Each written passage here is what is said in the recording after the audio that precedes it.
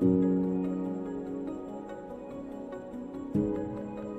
first round of Argentina's elections had some surprising results, but also some important political developments shortly after the vote.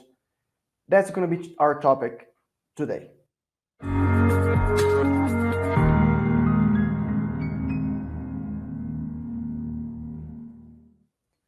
Hello and welcome to LATAM This Week, your weekly digest about everything happening in the continent.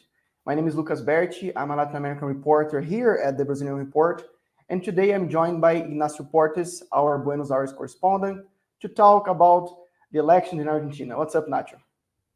A lot. Hey, Lucas, how is it going? It's okay. It's okay, but we have a lot of things to talk about Argentina. So can you give us some explanations about what happened on Sunday in Argentina? Well, on Sunday we had the presidential vote in Argentina, the normal presidential vote that everyone in the world is used to. Argentina has a weird primary that comes a couple of months before the presidential election. And in those primaries, Javier Milei, the far-right candidate, a libertarian economist, had done really well, surprising all pollsters with like 30% of the vote and coming in first. But in the elections proper, which happened this Sunday, Milei had the same amount of votes, more or less, around 30%, a little bit less, when everyone was expecting him to even grow, that the momentum would carry him a bit forward. And he didn't end up first this time. He ended up second, beaten by Economy Minister Sergio Massa, who beats expectations in a government that is struggling with an economic crisis, with inflation around 150% and rising and probably reaching 300 in a few months, according to forecasters. Despite all these, the economy minister, Sergio Massa, finished first with 36, almost 37% of the votes in Argentina's presidential elections.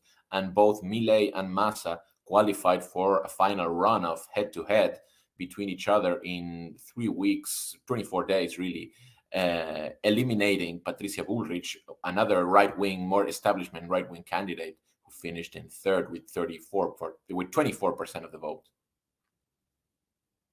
And it's interesting because after those results, we had some interesting political developments.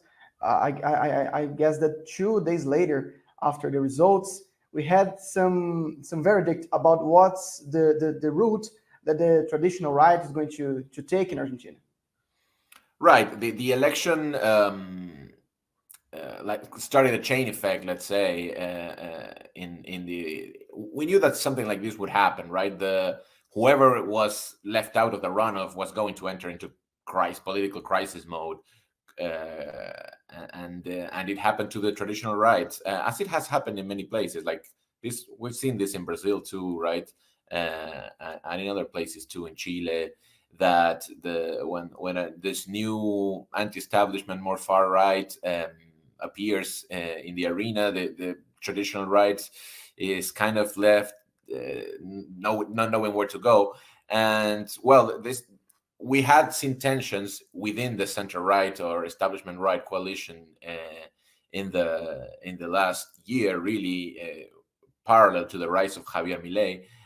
But they all exploded this week when first they finished third, and then they had a discussion of what to do in the runoff.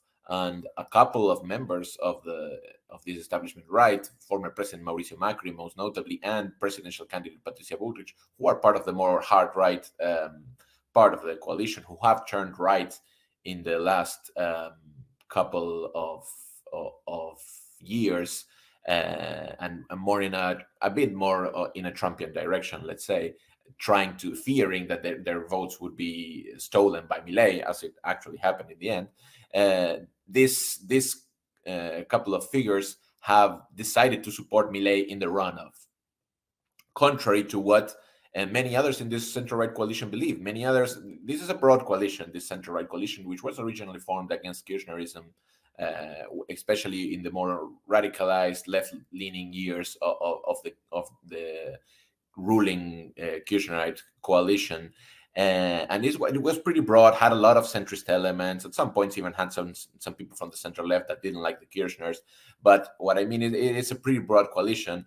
And many of these people are not comfortable with going with Milei, right? Because Milei has some very, very extreme beliefs and wants to dollarize the economy and apply a chainsaw to public spending, and has some even more extreme beliefs about legalizing organ trafficking and so on that we've discussed in previous. That is not going to happen, but that his philosophy is very extremely libertarian to the point of being pretty crazy.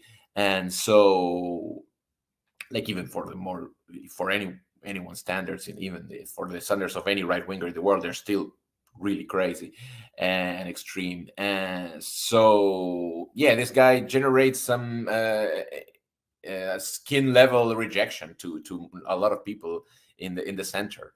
And they say, no, we cannot live with this. We could live with Macri. There was a big discussion many years ago as to whether can we be a part of Macri's coalition, and in the end they said yes. Okay, this is a businessman, whatever.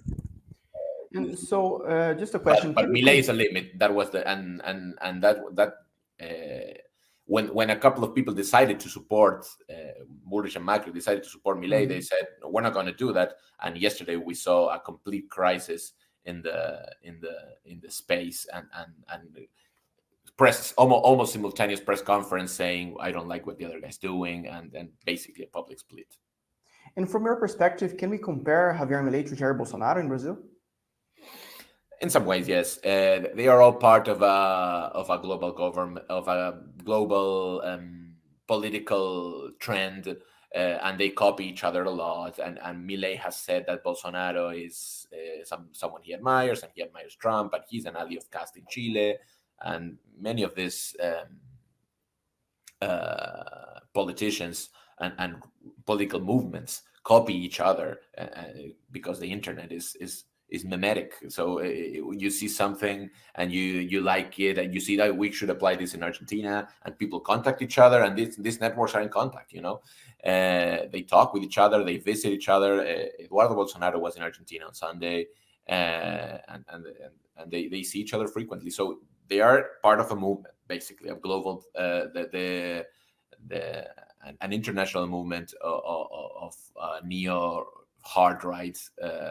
But they have some differences too in personality. That they're not the copycats.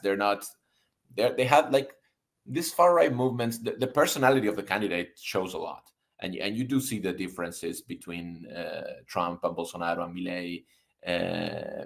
Bolsonaro, you can see that he's a military guy. Trump, you can see that he's a business showman kind of guy, and Milei is a nerd, basically.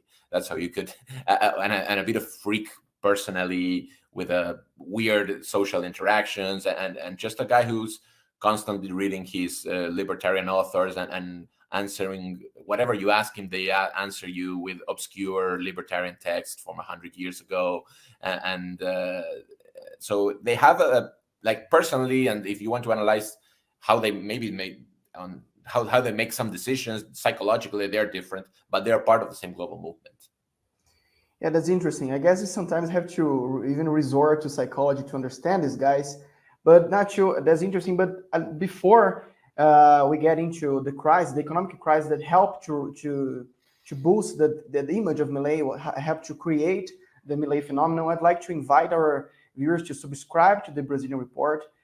So go to Brazilian.report and check our articles, our daily analysis, newsletters, podcasts, and to talk and where we talk about Brazil and also Latin America. We go into politics, economics, business, and also some historical features about everything happening in the continent. So go there, and if you have already subscribed, you can support us by donating a cup of coffee on our Buy Me a Coffee page and subscribing also in our YouTube channel, follow us on Twitter and other our social media channels. So back to our conversation, Nacho. One thing is interesting to ask you. Well, for readers that live outside Argentina, people always connect or link Argentina to a long-lasting economic crisis with high inflation figures and also a lot of currency problems. We even have this myth, this thing that people say here in Brazil, that The Argentinians, they used to hide dollars behind the mattress because they don't trust the Argentinian peso. It's a stereotype that people say a lot here in Brazil. So, like aside from this stereotype, what can we say about the economic crisis in Argentina that helped you feel that sentiment for a change, and also not for a change, but also an anti-Peronist feeling that is materializing in the politics in Argentina right now? Well, often stereotypes have a little bit of truth in them, right? The Argentinian peso is a disaster, so that is not an invention at all. And the point about Milei that people, I think it's important for people to understand, is he is feeding of something that is very real. The currency crisis in Argentina is real. Like Milei rose partially because of what he says about the central bank, what he says about politicians, what he says about the out of control public finances, and that resonates in a lot of normal people that are not extremists. They do not think about trafficking organs. They don't think about cloning their dogs. They can perfectly function in society, and they're perfectly reasonable people. But they are also seeing with perfect reason that the economy is struggling and has struggled with all kinds of governments. It has struggled with Cristina Kirchner. It's struggled with Mauricio Macri. It's struggling under Alberto Fernandez. Sergio Massa took over and it's still struggling. So, and things get progressively worse, and Argentina accumulates debts and inflation goes up. And it's natural to look for something different when this is happening, right? And there's a guy who is going viral on TikTok and it's on TV on the time, and he's angry just as like you're angry, and saying, I have a different proposal. People are not politicians are ignoring these important causes of inflation, and I won't. Even if his solutions are controversial and doubtful that they might work, like dollarizing the country, a country that has no dollar reserves, it's still, people are still willing to try to see, okay, or at least what we saw is they were willing to vote for him in the primaries. Maybe when what happened, it's always post facto speculation what you see with why people voted some way or the other, but when the possibility of Milei ruling got more real, some people say, I don't know, but it worked as a warning shot, let's say, against Argentina's political class in the primary, to say, well, I'm willing to vote for the crazy guy if you don't change, right? So yes, there is a real economic crisis in Argentina, and Milei has fed of that. And the impressive thing really was how Sergio Massa, being the economy minister of this administration, was able to reach 37% of the vote and take enough distance from a tremendously unpopular government who has 20% popularity at best, depending on the measurements you see, and have double the support on the polls, almost double, not really double, but and hoping for more in the runoff, hoping for 51%. And it's not out of the question that Massa could win.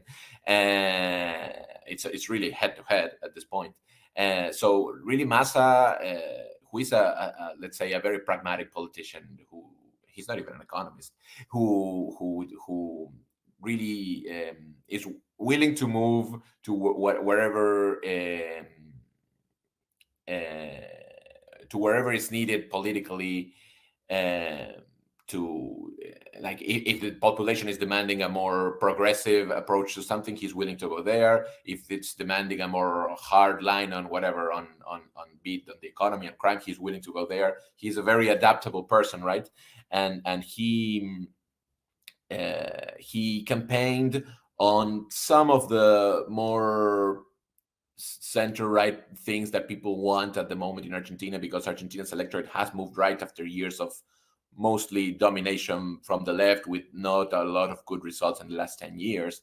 So Massa is willing to, in the campaign, to go more right on crime, to go more right on promising some changes to the economy, and so on, and being really a centrist candidate. And in a scenario where all the other candidates were very right-wing, what we've discussed in our website is how just being a centrist ensured that he got all the left-wing votes and a lot of the votes from people who just want like change in some way, but not, maybe not as radical, that they are scared by radical change that Milei offered, and in some ways Bullrich offered, because Bullrich even had a pretty radical approach to politics and extremely anti-Kirchner rhetoric, talking about putting Christina Kirchner in jail, and just very focused on combating the Kirchners, and not so full of proposals for the future. So I think Massa managed to say, okay, I am willing to be different than the current administration while still being in good terms with the Kirchners, with all of Peronism, which is always important, with all the unions, with like, I'm capable of managing social conflict, and I will make some reforms in the future. I have already made some changes, and he has managed a bit miraculously, really, so far, to turn around a situation that looked really bad politically for Peronism, who had finished third in the primary. And he now we have a head-to-head race, really. It's a coin toss, probably, between Massa and Milei for the runoff. Well, Nacho, I guess I feel that we could talk about that for 10 years, 10 years or 10 hours or more, and we will still be scarce of solutions, because Argentina is a deadlock, is a crossroads for politicians there. And I guess a lot of things will happen between today and between November, when we'll have the runoff between Javier Milei and Sergio Massa. So thank you, Nacho, for your brief explanation about this universe of stuff happening in Argentina right now. Thank you, Lucas, and a pleasure to be here anytime.